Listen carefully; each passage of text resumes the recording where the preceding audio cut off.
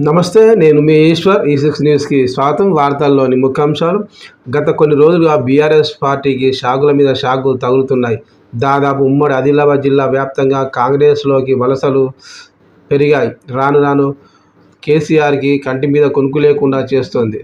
బీఆర్ఎస్‌లో ఉన్న చాలామంది నాయకులు అస్తం కండువా కప్పుకోవడానికి పోటీ పడుతున్నట్లు విశ్వసనీయ వర్గాల సమాచారం. ఇక చేజారుతున్న నేతల్ని చూసి కూడా పార్టీ నాయకత్వం ఏమీ చేయలేని స్థితిలో ఉన్నట్టు తెలుస్తోంది. ఈ క్రమంలోనే ఓటర్ల తీరుకు అనుగుణంగానే కండువాలు మార్చేస్తున్నట్టు అర్థమవుతోంది. మంచిర్యాల మండల పార్టీ అధ్యక్షుడు వెంకటరెడ్డి, నిర్మల్ మున్సిపల్ చైర్మన్లు, వైస్ చైర్మన్లు, ఆసిఫాబాద్, కొమురంభీం చెందిన పలువురు ద్వితీయ శ్రేణి నాయకులు, కౌన్సిలర్లు, స్థానిక సంస్థల ప్రజాప్రతినిధులు మూకుమ్మడిగా బీఆర్ఎస్కు రాజీనామా చేసి కాంగ్రెస్లోకి వెళ్లడం ఇప్పుడు రాజకీయ వర్గాల్లో హాట్ టాపిక్గా మారింది. ఈ తరుణంలోనే సబితా ఇంద్రారెడ్డి కూడా కాంగ్రెస్ వైపు ఆశగా చూస్తుందని విశ్వసనీయ వర్గాల ద్వారా సమాచారం. సబితా ఇంద్రారెడ్డి 2019లో టీఆర్ఎస్లో చేరింది.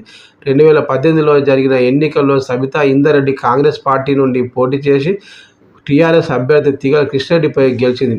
తరువాత 2019 మార్చిన టీఆర్ఎస్లో చేరింది. ముఖ్యమంత్రి కేసీఆర్ రెండవ మంత్రివర్గంలో మంత్రిగా ప్రమాణ స్వీకారం చేసిన తర్వాత ఆమెకు విద్యాశాఖని కేటాయించిన కేసీఆర్ తొలి తెలంగాణ రాష్ట్రంలో తొలి మహిళా మంత్రిగా ఆమె నిలిచారు.